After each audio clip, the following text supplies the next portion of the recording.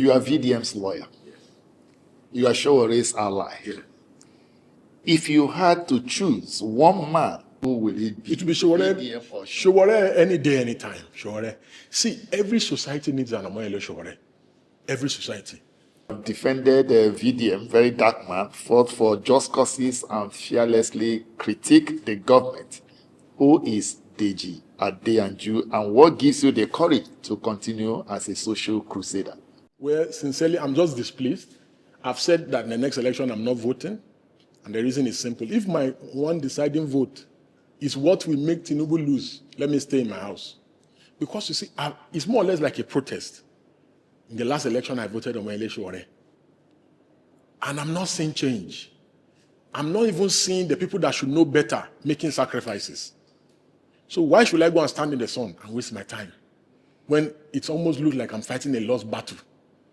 I'm disillusioned, I'm disappointed that the things we fought for many decades ago are still the same subject matter.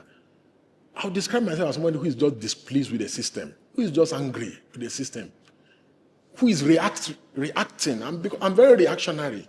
Because when I see something, like when I watched the APC primary, I was so furious. I was so furious. That was the day I said I'm not voting in the next election. Because I'm like, why are these people still coming out? Is it that they are not feeling the insecurity? Is it that they are not feeling the maladministration? Is it that we are the only ones in this country? I was asking myself, what could be the motivation for this coming out? How much did they mobilize? What was shared or what was promised to be shared? So it's a situation where you are living in the same country where people are being beheaded and others are telling you that, no, this is the best government after sliced bread. So I'm conflicted about majority of the struggles we have fought for, about the sacrifices we have made. And the reason why people are bastardizing our democracy is because these are people that have never made any sacrifice. That's why Akpabio can be doing the things he's saying, and those guys in the National Assembly, they've never slept in a cell for one day before. So they don't understand what freedom means. Because when you talk about freedoms and the democratic ideals that have been written in our Constitution, they are not just mere words. They are concepts that affect daily living and daily life of citizens. So it's until you look at the people going to be legislators, people that go there to go and struggle for contracts, people that go there to go and blackmail people, people that go there to go and look for money for constituency projects. Are you in National Assembly to be doing constituency project? Is that the reason why you are in National Assembly? You're in National Assembly to go and legislate. There are many of our legislators that cannot even do a draft of a bill, proposed bill, first draft, not to talk more final copy. So we have reduced the bar in terms of leadership, prerequisites, and accomplishments. Look at, you ask somebody, what is your job? What is your profession? You say politician. Is politics a job? Is politics a job, for God's sake? How can anybody say politics is a job? And any society where people are saying their profession is politics, you expect them not to steal. You expect them not to loot. You expect them to work for the people. Politics cannot be a job. When you are asked what is your job, is that you say, I'm a pharmacist, but I have passion for governance or politics. Therefore, I'm just representing my people. I'm sacrificing to represent my people. Oh, I'm a medical doctor. Oh, I'm an oncologist. Oh, I'm a lawyer. Oh, I'm a scientist. Oh, I'm a journalist. Oh, then you just go to National Assembly once a week to make sacrifice for the country. You go back to your office. But when you turn politics to a full-time paid job, the only option or the only thing they see is free money. And free money is not sustainable. And that's why you see many of them, when they leave politics, after a few years, they're looking like some rejects, societal rejects. And so until we begin to elect people that do not see politics as a job, but as a hobby, our nation will never progress. So I believe, I'm guided by the principle that I'm here to correct the societal ills. Anywhere I find myself, I was on the road driving when the former IGP tried to do enforcement for this third-party enforcement for motor vehicle. And the police stopped me. They were trying to enforce. I was dissatisfied. I went to court to challenge it. And we won.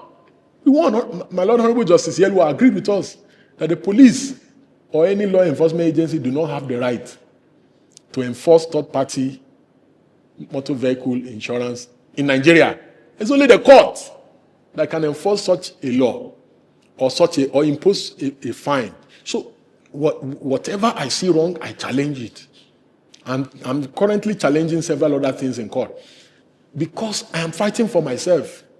I'm fighting for myself. I'm fighting for a society where I can live, I can thrive, I can at least breathe.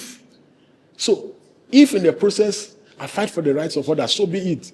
But above all, I will not see things that have not been done well and keep quiet.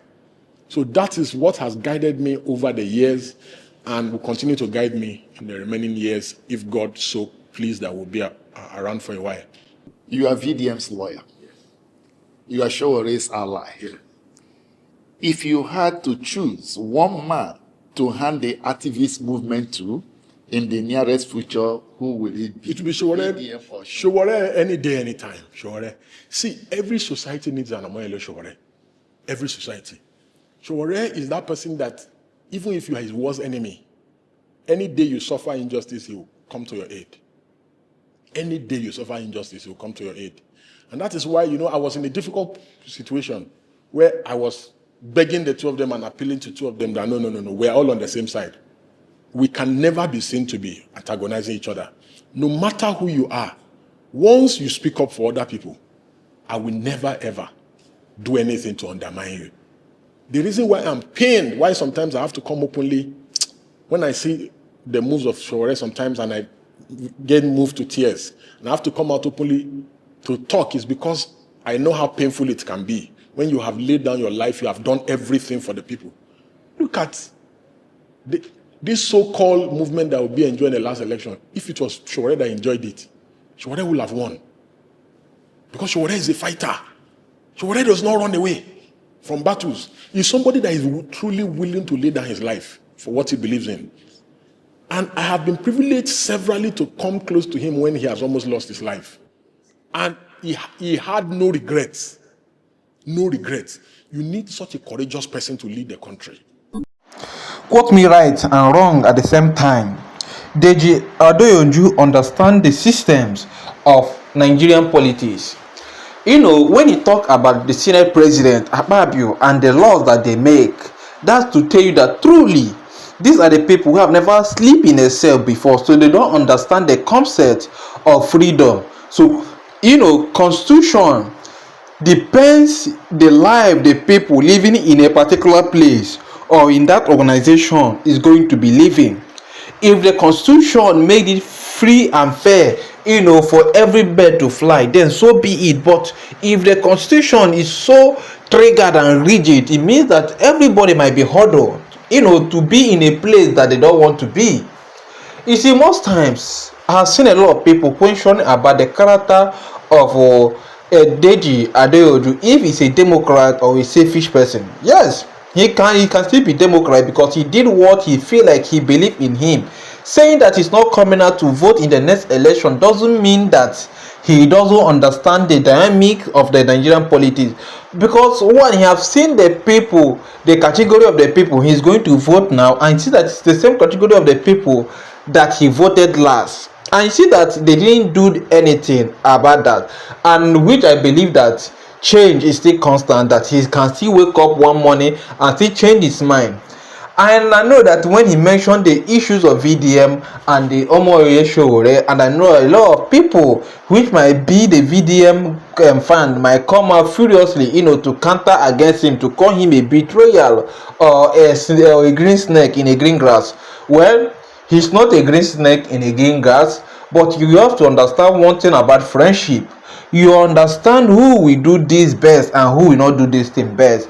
When it comes to activism, when it comes to protest, leave it for Sowore, and he's the person who is selfishly going to fight for injustice. He's not fighting for the person.